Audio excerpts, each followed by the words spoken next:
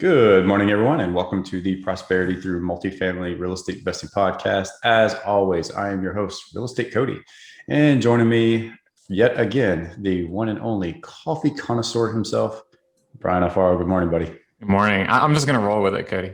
Let's just roll with it. That's all you can do, buddy. I'm not gonna stop. So, how you doing, man? How's things I'm over doing there well. in West Houston? Yeah, everything's going well. I'm looking forward to our special guest today. I'm excited about this one. Yeah. Me as well, because we share a similar background in the That's corporate right. world. So, tell us who that is. Today we have the Networth Nurse, and if you don't know who she is, you're probably living under a rock. So Savannah, who is a Networth Nurse, is a full-time registered nurse in Los Angeles, California. She uses her skills as a leader in healthcare operations to manage multifamily syndications. She also helps busy medical professionals create passive income through real estate investing. Savannah uses mindset tools and goal setting to elevate herself within the healthcare system, as well as create a real estate business. Savannah, welcome to the show. Hi, guys. Thank you for having me. I'm super excited to be here. Well, we're equally as excited to have you here. Okay. I know it's we've been connecting several occasions over the past couple of months, so great to have you here on the show today. And as we alluded to, we kind of share a similar background in the healthcare industry. So happy to dive into that. But tell the listeners a little bit more about you and your background.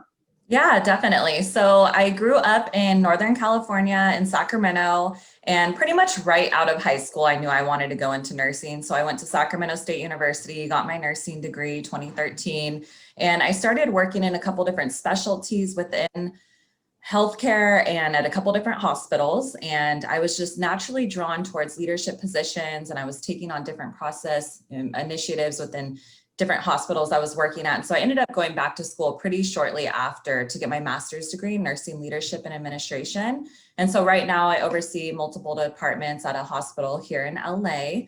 And I got started investing in real estate at the beginning of 2020. I was on maternity leave with my second daughter, and my husband and I were just starting to look for ways to create a different stream of income, because we were just looking at our growing family and the time constraints of our full-time jobs, working Monday through Friday, 8 to 4:30, and just being able to have the flexibility to be super involved in our daughter's extracurricular activities just wasn't there. And so we started researching different ways to create different incomes through investments, and we stumbled upon real estate for obvious reasons. It's one of the best strategies out there. And we got started investing in single family homes. And then shortly after, we switched into multifamily syndications. Love it. And I love that quick pivot from single family to multifamily, because a lot of people, I think, get stuck in that single family rut for some time, and they think, oh, that's all you can do, or that's all there is, or maybe they're not comfortable with scaling up. But I know for us, living in the single family space for some time, I think that's the more that you can level up, the better. So, but before we go down that rabbit hole, I want to kind of go back and talk about your evolution of your career, because, as you mentioned, you reached a life-changing point in your family life where you had the birth of your child, and you're sitting back and you're like, man, we need to figure out other ways of income, right? And I'm sure there was probably the thought process of, how do you take more control of your time to give that back to your family, right? So. Yeah, definitely. So, I mean, really having that baby and being, okay, I got to go back to work at 3 months is it's hard as a new mom, emotionally, physically, just thinking about it. It made me start thinking, like, there's got to be a better way. Like, I can't be working, a full-time job till I'm 65. It just didn't feel right for me. And my husband and I, at that time, we were putting all our kind of money towards investing in the stock market, small index funds, towards our retirement accounts. Like 15-20% of our paychecks were going towards our 401k, 403b. And it just seemed so frustrating and discouraging that we couldn't even touch that money until we were 65. And especially with a growing family and thinking about expenses down the road, we just wanted something that was putting money back into our pocket every month. Yeah. I love it. And that's such a strong, powerful, motivating reason to get into alternative investments like real estate. And, very, very similar to you, I started my healthcare career back in 2008. And as most people know, that's great heart of the Great Recession. And for me, it was the discovery of watching people that were working 30, 40 years in the healthcare industry, which, by the way, is very, very challenging to do.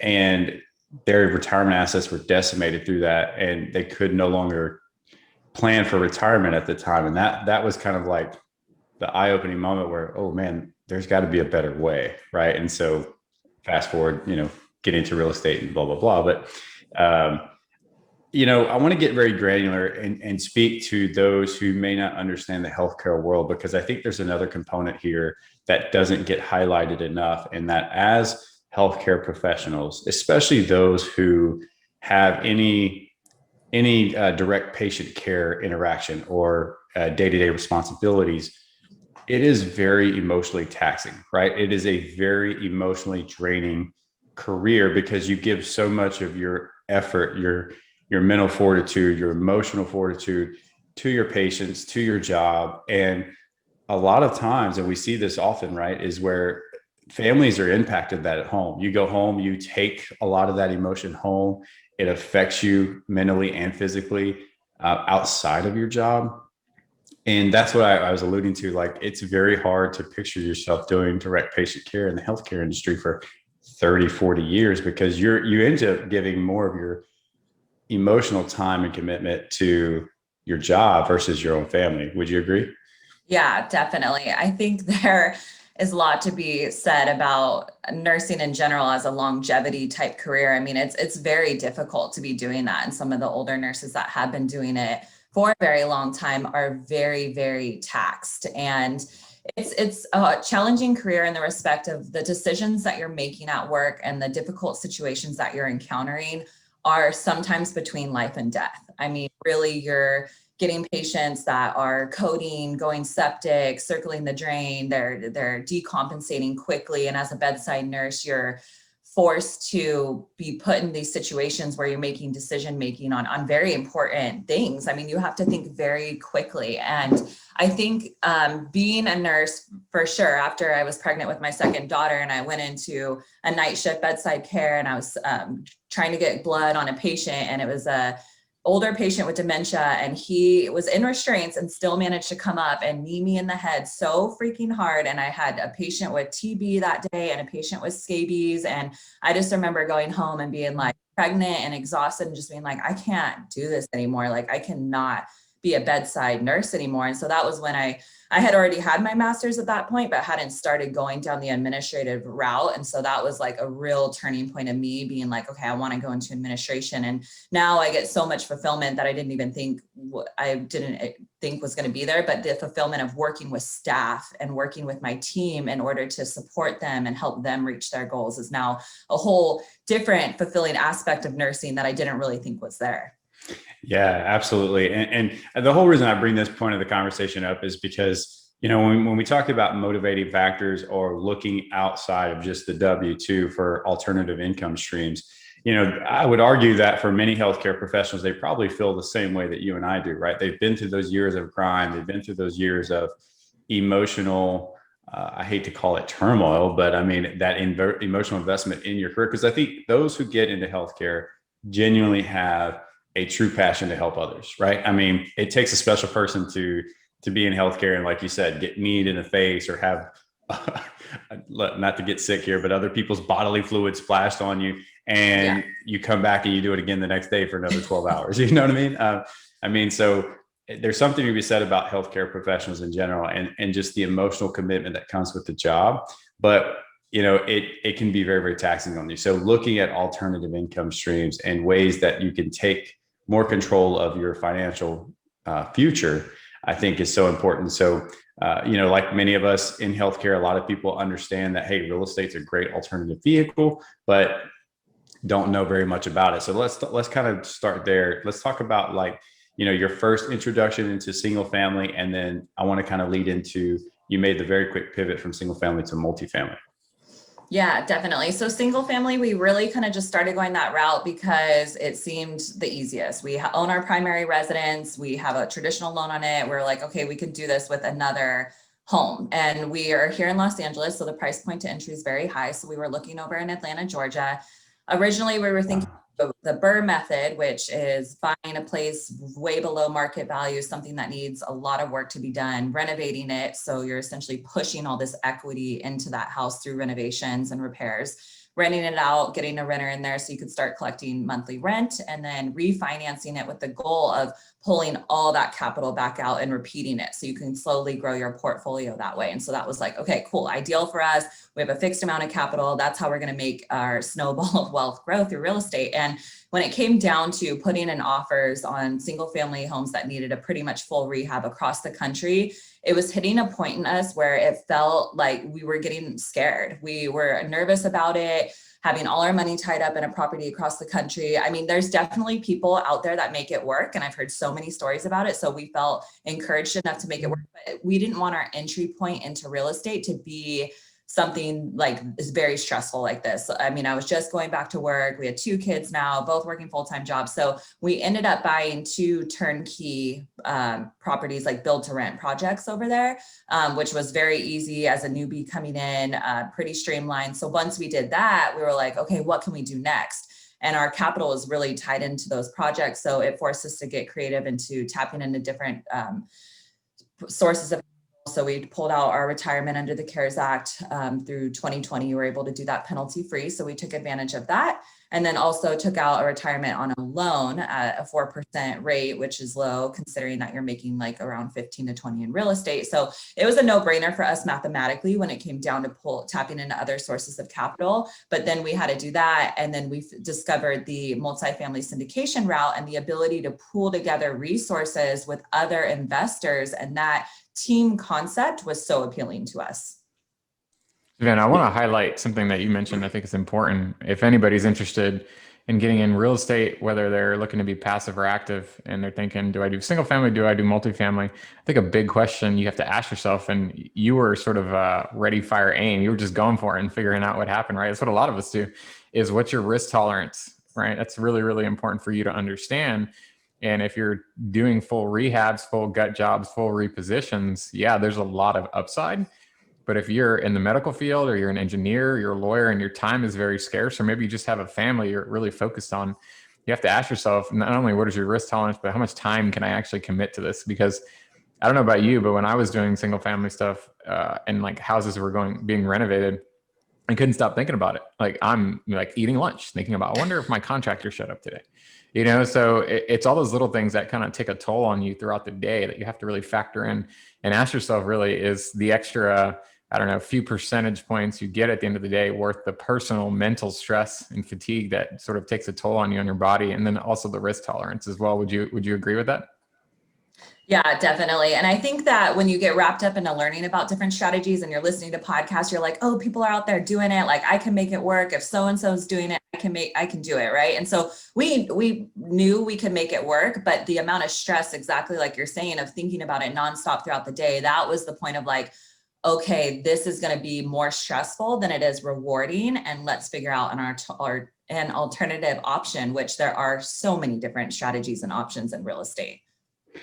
Yeah, you're absolutely right. I mean, that is the beautiful thing about this space, is that there is a opportunity or investment strategy for every different appetite, right? You don't have to be just single family flips or multifamily. I mean, you can do any and everything. And there's creative ways to be very hands off, but still be very active in your investing. So it can lead us down to the rabbit hole there. But I also wanted to go back to another point that you highlighted, Brian. We talk about this all the time, right? Where most people get into real estate investing and they start with single family because they just conceptually, I guess it's easy to wrap your mind around, right? It's just one house, it's one roof, it's one thing. And so people think that's easier, but you know, if you've been in it, if you've done it, if you've grinded out a few single family investments, you realize that, man, the work and the effort is the same. To me, it's what is the return on that time and effort versus looking at alternative asset classes like multifamily, for example, that, you know, you have to decide, is it worth it to you or not? And for me personally, I guess very similar to you, is like, once I discovered syndication, I was like, oh man, that makes so much more sense, right? And because now I'm not only relying on myself, but I can rely on my team, and I can capitalize more on that return on time and effort. What do you think? Yeah, I think, Savannah, you're probably agree with this. I like to say, everybody talks about ROI. One of my favorite acronyms is ROE, and that's return on effort. And part of the reason I switched over, and I'm sure we're all singing the same tune here, is I would argue it's very comparable, if not the same amount of work in multifamily, but the returns are so much better. And I'm not necessarily just talking about the dollars. the stress on your life is significantly lower because you have a team, you build a partnership, right? So I would definitely agree with that. That return on effort is a really big part of the equation as well. Yeah, and definitely speaking on return on effort, like the single family new build townhomes, that was with the strategy of like a buy and hold. So kind of leave them there and let them sit. And so we're not cash flowing super heavy on those. So funny now that we're doing, started doing disbursements for our multifamily syndications and we're sending checks to our investors. We're like, oh my gosh, they're making, and then we're making on these single family homes and they're literally doing nothing. So, I mean, it just goes to show that the returns in multifamily are so powerful. And I get people asking me all the time, like, I don't know, should I do single family or should I like passively invest in a multifamily? And I'm like, let me show you the returns I'm making on my single family homes. And then let me show you what my passive investors are making on our deals, like what checks we're cutting them every quarter. And you can see the difference of what the returns look like. Absolutely. Yeah. It's powerful when you can show it on paper and really put it in perspective for people. It's very eye opening. So, but I want to speak to the healthcare community that may be listening in today, because you have a lot of transferable skills that come from your career and your profession as a nurse that translate into multifamily syndication in particular, right? You mentioned the teamwork, right? Everybody that's in healthcare knows that we rely so much on the team around us. You can't just do the job by yourself, right? You have teams of doctors, nurses, aides, whatever the case may be, that are all assisting to take care of just one patient or a handful of patients, right? And then you mentioned leadership, right? So you're now engaged with staff members that you're actively leading and hopefully motivating to achieve the best patient outcomes. That is also transferable in syndication because all we deal with is people in our business, right? We're a very people-driven industry. So talk to us a little bit about, some of those translating skills that you are applying to your multifamily syndication business. Yeah, so definitely teamwork and leadership, exactly like you were saying. Two of the big ones that stand out for me are organization and communication. So, I mean, organization as a nurse coming in and you're taking care of 5 patients and they have all these meds due and all these things that you need to do throughout your shift, you get taught and learn very early on as a new nurse, like you need to organize your whole shift. You're looking at your patients for the day, everything they need throughout the day, and you're organizing your 12-hour shift. Really kind of through a brain is what we call it in the nursing world. And so organization and planning is huge. I know there's always unexpected things that come up during the day as a nurse, as well as a multifamily investor and operator on a syndication deal. There's always unexpected things that come up. But as long as you have a basic organization of kind of the different projects you're working on and what you're getting to at a certain time and have that laid out, it makes it a little bit easier to adapt to the things that come up. So I've learned that early on that's huge. And then also communication. So communication in healthcare is so imperative. I mean, it can really be between a patient's life and death in terms of like medication, right? So like, even if you're getting a new med order from a doctor as a nurse, like you're listening to it, you're repeating it back, and then they're verifying that you heard the correct thing. And that is such a important skill in terms of communicating with people and being on the same page. And I swear I almost translate it into even talking with our contractors of them like saying something and a quote and a date of when they're going to be done by. And I'm like, hey, this is what I heard. You're saying it's going to cost this much. You're going to be done by this time. This is what you're going to be working on. And it really eliminates any opportunity for miscommunication when you kind of overly communicate scenarios like that.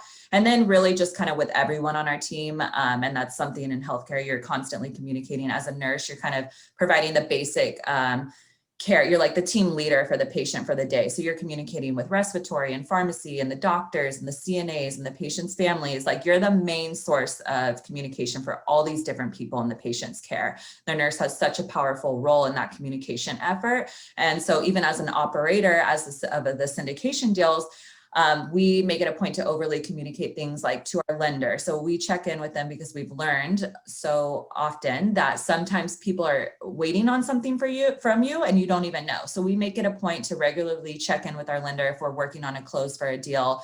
Hey, are you waiting on anything from us right now? And then sometimes they're like, oh, actually, I am waiting on this tax return or that from one of your investors or something like that. And then it's like, oh, okay, I didn't even know that. But just checking in and overly communicating like what's kind of going on with all your team is super important. You're absolutely right. And you did such a great job articulating that. And really the message I want to take out of that is for, again, anybody else that's listening that's wondering if they could really do this or not.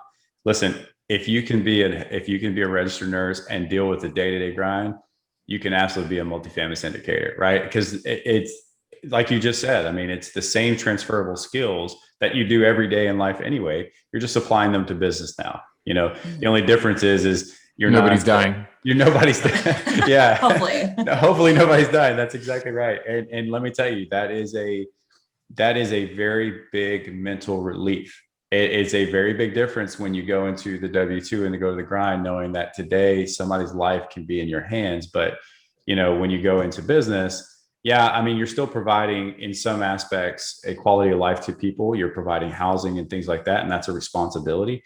But it's just a relieving fact to know that, okay, I'm not going to have to go do chest compressions on somebody today. Hopefully not, but you get the point. So, but again, the message overall is a lot of the same skills that you apply to your nursing practice or your healthcare practice are very transferable and translatable into business, right? It's the same thing. So I love that. So let's kind of talk about the big, elephant in the room though, is you're still maintaining a full-time W-2 now. You still work, like you said, you're in nursing leadership, which by the way, is a thankless job in itself. I've been there. I know it's a grind. So kudos, but you still maintain the W-2 and you're still building a very active real estate investing business. How are you managing both worlds? Yeah, it's huge. I run on coffee. No, I can help prioritize. I definitely prioritize things in my life. I have, I think, when you have kids, I have 2 young kids. I have a 1-year-old and a 3-year-old. So routine is so important with these little ones, right? And so I just kind of have a routine in my day-to-day that really allows me to work on real estate. So, I mean, I go to work all day. Occasionally I'll do like a podcast or a call before I go in for my shift, make time for something like that. Going for my shift at the hospital, I'm pretty much like there all day, focused on that. So once I get home, then I have the opportunity to maybe do another podcast. I have my meetup I do after work. At that point, when I come home from work, I'll get in a quick workout, and that's super important to me to like feel good. I'm very aware and cognizant of like just kind of what I'm eating and how I'm taking care of my body, because that much sleep I'm getting, because like when you're taking care of yourself, you have the energy and you feel super good and you can do a lot of things. I mean, I really kind of take it down to that basic level of just kind of how I take care of myself. And then, do a workout. I'm home with my kids. I do dinner time, bath time, bedtime. My husband do that as a family every night. It's super important for us. And then after we put our daughters to bed is when I'll like kind of work on some emails or work on different parts of my business that I'm working on. If we have a deal that we're putting down, investor communications, returns, doing all that kind of stuff in the late hours at night. Cody, this sounds very familiar. I think I know a guy who lives a very similar lifestyle and very similar schedule. I'll tell you from my perspective, just hearing you, Savannah, and knowing that what Cody does on his sort of day to day. And I think this is a big thing for people to make sure they're taken out of this, is you have to be committed to this. This is not this is not easy. We're seeing things on social media, what we're posting, what you're posting, hearing these success stories about your multifamily real estate project and these awesome returns you're kicking out for yourself and for your passive investors that are partnering with you. But you're working a lot. You're waking up early, you're staying up late. Every little patch of time throughout the day has a job, right? You're not just hanging out, feet up, scrolling through Instagram, for an hour a day, just trying to figure out what should I be doing right now. You're really committed to being successful in your career, and you're really committed to being successful in your multifamily business, because you're trying to change your family tree, right? You're trying to build that generational wealth. And for anybody who's looking to do both, it is totally possible. But I know, Cody, you get this question, and it'd be interesting to hear it from you too as well. People are like, man, I see you everywhere. You're always doing this. You're always doing that. You're doing deals. You're doing this. How do you do that? And the simple answer is you have to commit. You have to be willing to make some sacrifices. And then you have to have, I'm sure you have a great partner and great family support that's supporting you as well. I think that's just as important. But that's something I think that the listeners need to make sure that they're taking throughout this whole interview is, when you're not willing to commit, it's going to be really hard to be successful. Yeah, definitely. I know sometimes it can be super exhausting and I know that I have stuff to do. And I'll sometimes ask my husband, I'm like, are we making more work for ourselves down the road? In this business that's going to be very hard to back out of, like, when we really want to become truly passive. But honestly, at this point, I mean, we get so much fulfillment in working through the investors. And that was something that obviously through a syndication, you have passive investors come in on your deals. That's how you make it work. I didn't realize how rewarding that would be until I started gearing a lot of what I was doing towards health professionals. And when I kind of made that switch, and it really happened naturally and organically, and then I kind of found this niche that I wanted to come in as the Networth Nurse and really kind of be the go-to for healthcare professionals. And once I started doing that and hearing from the mouth of nurses, like how kind of eye-opening this investment strategy is, how they had never heard of it, how this opportunity is increasing wealth for them as well. Like being able to provide that has just been such a game changer, and like helping other people makes it so much more fulfilling and rewarding. I would echo that, Savannah, for sure. I definitely agree with you. And again, it goes back to just innately us as people, as in our case, healthcare providers, we just have that passion to help others, right? And so it's a very easily translatable passion for investors as well. And you're absolutely right. I mean, when you're paying out dividends or you're building relationships of potential partners or investors with you in other deals, it's a very rewarding feeling, and especially when things are going well and everybody's excited. And again, it's just a relationship driven business, and so it's always a good feeling to just solidify those relationships. I completely agree with that. And Brian, to your point, I mean, look, I really want to get into kind of your systems too, Savannah, if we could, because you're absolutely right. I mean, listen, it absolutely takes commitment to this. If you ever listen to or watch the show Shark Tank and you hear Mark Cuban say you're a wantrepreneur, not an entrepreneur, it's very applicable here, right? A lot of people hear like, oh, you can make millions in real estate, or you could change your entire financial future in real estate. But when you get into it, you realize like, oh crap, it's a lot of work. It is a lot of work. But I think, like you said, being able to look at the bigger picture, look at the long-term vision and how this impacts both your life now and generationally for your kids. You can look past all that and continue to put in the grind. But going back to, like you said, your systems, it's a very busy schedule, getting up in the morning, going to the W-2, coming home, taking care of yourself, and then the kids, and then trying to get to your, work in the evening. And Brian, you mentioned this. Savannah, you're all over. If everybody hasn't been paying attention, I mean, you're active on social media, you're very, very visible in the community. Everybody sees that you're moving with a lot of momentum, which is great. But the question is, okay, well, how do you do all that, just with the short time frames in it? So what systems are you using in your business to help you with those routines and structure? Definitely. So delegating. So I really get, because my time is so sacred to me and I don't have a lot of it, I get very specific with certain tasks that I delegate and certain things that I work on. So I learned very early on website building, doing kind of graphic art stuff, building certain things like that. I am not really good at. I don't like spending a lot of time and energy doing that. So I have a guy on Fiverr who I resort to for all my website needs. I'll just message him whenever I need anything updated. He does it super quickly.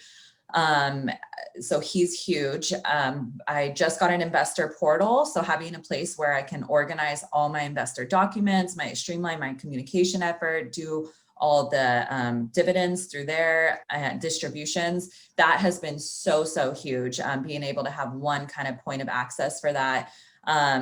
And then really, so even like I was a speaker at a women's summit and I had to create a free gift for the audience. And I did a sheet on overcoming limiting beliefs. And I was sitting in front of my computer, like, how do I design this? How do I make it look pretty? Like I had all the ideas, but I just couldn't make it work. And I just realized I just typed it up in a Word document, just straight text. And then I sent it to someone on Fiverr and I'm like, hey, can you do something with this? Make it look good. And they sent me back something in 48 hours, like a beautiful worksheet, a great lead magnet. So outsourcing certain things like that, I've learned is better for, then I can use a lot of my time spent on social media, to be honest. And I've thought about potentially hiring a VA to do kind of some of that work, but ultimately it comes down to me being the voice on my platforms. And I not want to hand that over. I know a lot of people do, but it's really important for me that, especially on my social media and the posts that I'm putting out, is coming from my voice. And I get a lot of connections with people from my DMs and private messages. And I just really enjoy building relationships with people that way. So that's something that I do spend a lot of my time and energy on. It's just kind of like what I'm doing on social media. Yeah, yeah. No, you've highlighted some very important things there, and I think it's just great to review. But like like you said, outsourcing and delegating. You cannot do this business on your own. You just absolutely cannot. There's just not enough time in the day. And Brian and I joke about this all the time. I mean, between the three of us as partners, we still feel like there's not enough time in the day, right? And that's just business in general. Then you throw in family life and the kids, or work, like you said. I mean, it's a lot of responsibility. So, and look, you can't be an expert at everything, So I love the fact that, delegating is such an important role. I know, we're very big on hiring VAs for all of our different aspects of our business, because the goal is you want to be working on your business, not in your business, right? And your business should be operating, even though you're not directly in the one, like sitting there every single day, making sure that it's going. So that's great. I love the structure and using platforms like the investor portal. I think that's huge. The more that you could be streamlined and offer that kind of all-in-one platform to handle documents, investor relations, distributions, that's important. By the way, it also looks very professional. Yes. So it definitely says a lot about that. So all great things there. Really, really agree. And I know that's something that we talk about all the time, right, Brian? I mean, it's been actually impactful for us, and because we follow the same framework. Absolutely. You got to have systems in place, and you got to execute your systems, and that's it, right? So otherwise you're spending too much time in your business. And even though that might feel good, you might feel accomplished at the end of the day that you're checking off your task list, you're really not growing your brand and your business. So you definitely want to make sure you're taking a step back, taking that bird's eye approach, following books like, the E-Myth, which really are preaching that message of work on your business, not in your business. And that's what it takes to be successful. Yeah. And it's the value on your time as well, right? I mean, if you're not an expert at web design or, whatever the case may be, you probably don't want to be spending that a lot of time and effort on, because number one, it's going to be frustrating. Number two, it's probably not going to come out that great. And number three, you're going to be spending countless hours on it, man. It's easier just to pay somebody a couple $100, let them do it. And then, oh, by the way, while they're doing that, you're out there building your network and interacting with people in the space, which is really where that's where your big opportunities are going to come, is through that network. So love it, love it, love it. So, all right, Savannah, so let's talk. So let's pivot a little bit. So, as a syndicator, obviously you're building out your network, you're engaging with people. One of the most stereotypical assumptions that I know I get as a healthcare professional is that you have an untapped, unlimited amount of equity sitting in the physician community, right? You work with doctors every day, and everybody equates doctors with high net worth, high liquidity, all these good things. But it's not just an automatic that, hey, you're a real estate investor and doctors just want to throw capital at you. Talk to us a little bit about how you're managing your branding and your message to your healthcare community as a whole, and how you're getting those people engaged to maybe potentially be partners with you in the future. Yeah, I love this topic. So it is a huge perception, I guess, exactly like you're saying. And I think the biggest hurdle for me coming out as my brand, the Networth Nurse, is having these conversations with people that I work with who are like, what are you doing? Like, you do real estate? Like, what's the Networth Nurse? Like, it takes them a minute to be like, wait, you're like the Networth Nurse? Like, what are you doing? And because they see me in the hospital, like, doing my nursing stuff, they don't think that it's such a taxing job that people don't think you have like lives outside of the hospital, right? And so when people see that, they're like, oh, what? And then, immediately start with the questions. What exactly are you doing? Who's investing with you? Like, what do your projects look like? And it's kind of two different people. So there's an investor savvy and people who don't really know about it at all. So like investor savvy doctors or nurses or healthcare professionals that I work with, they're like right away, oh, I get it. I understand it. Leveraging debt. They get the whole investment concept, how to make money work for them. Most of them, honestly, I'll hear every day when I'm at the hospital, like my surgeon's talking about cryptocurrency, right? Like that was the biggest thing. And so then I'm like, slide in there with the, okay, you guys sound like you're gambling with your money. Like, what about real estate? Have you guys ever thought about real estate? Let me, kind of tell you what the returns and projects look like with that. So a big education piece for sure is huge. But there is a difference between kind of the investors that I talk to in terms of healthcare. So, and there's a lot of room for skepticism. I mean, a lot of them can be pretty skeptical with certain things because doctors are high income earners and they have people coming at them all day with things. Like if you've seen reps in a hospital, right? Like all of us have worked with reps. They are just so adamant about, what they're trying to sell, come across. And so I think doctors are kind of used to that coming at them, that they can be a little bit skeptical. But overall, when I start having that deeper conversation of exactly what I'm doing, there's already that built-in trust because I am a healthcare professional and because I know these people on work, they see how I work at the hospital. So they see my work ethic, kind of how I function as a leader in the healthcare system. And so if I've worked with them before, they have a little bit more respect and are a little bit more apt to listen to what I'm sharing. But other doctors who I haven't met, then at that point, I kind of just direct them to my website and let them get a lot more information there and then have additional phone calls with them if they have questions. So it depends. Yeah, I would agree with that. And listen, like you said, these are very highly educated individuals, right? In their professions and in life in general.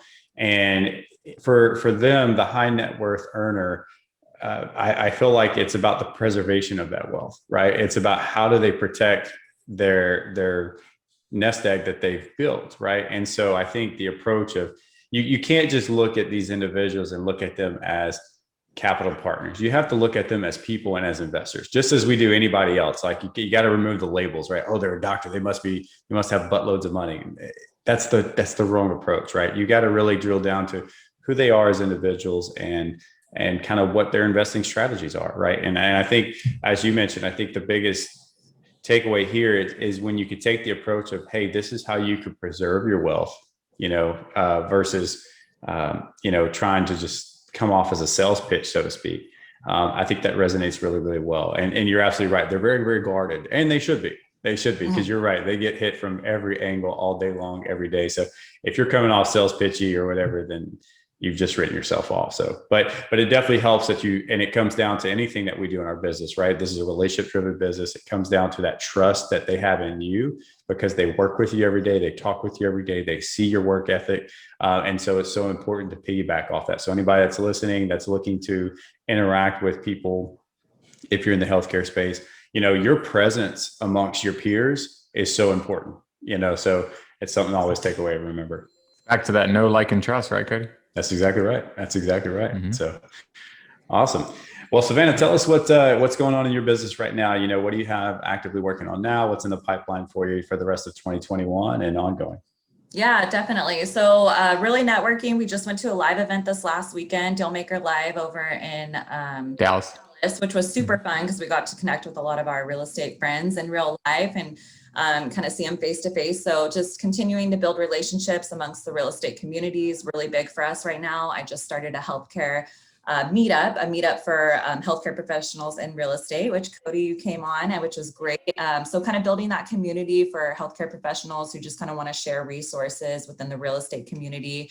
We're still looking at deals. We were looking at a deal last night and kind of talking about different strategies here in LA. We have some friends over here making some big things happen, which might be appealing to our investors, also local here to LA. So kind of looking at different investment alternatives, and then also just continuing to grow my brand, which I've realized is just through consistent content. So continually trying to provide content to my audience through the different social media platforms, really working on the best way to do that to provide the most to my community.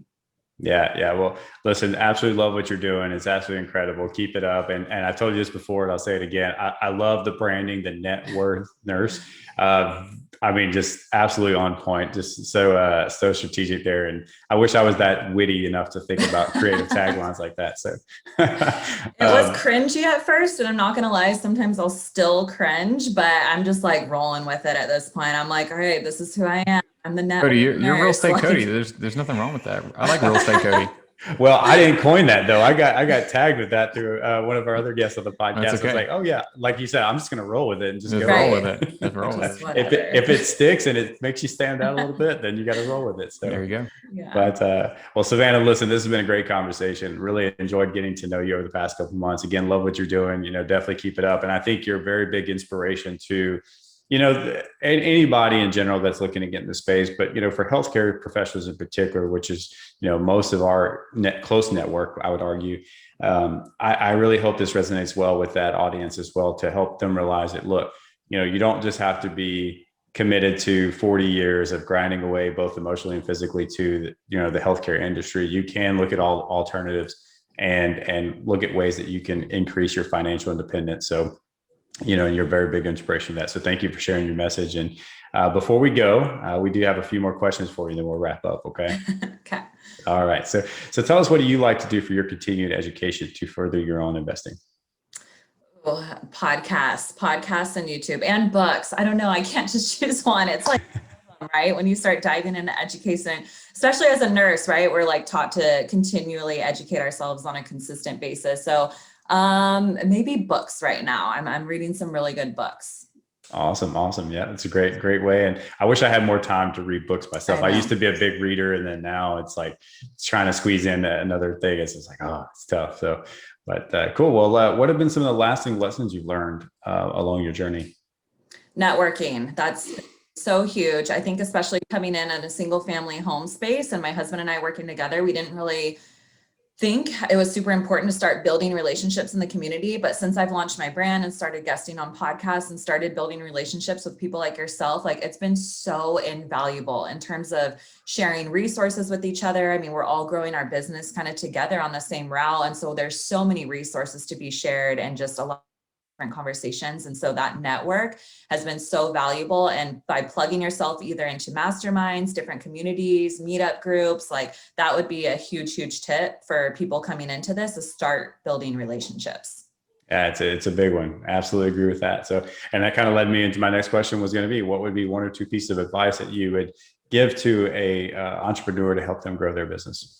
Definitely. So I would say if there's someone out there who's doing what you want to be doing, say it's flipping houses or doing Airbnbs, multifamily syndications, and you're following them on social media, because I know you are, you're watching their stories, seeing what they're doing, you really like it, like message them, reach out to them, ask them maybe if they're willing to meet up or have a phone call and kind of see if you could provide value to them, and maybe they could give you some feedback on the best way for you to get started. Like I have people reach out to me, like newbies and experienced investors, all the time. And I love those connections that I've built. Like you never know where they're going to lead. So I would just encourage anyone, if you see someone doing what you want to be doing, reach out to them and learn what steps they took to get there.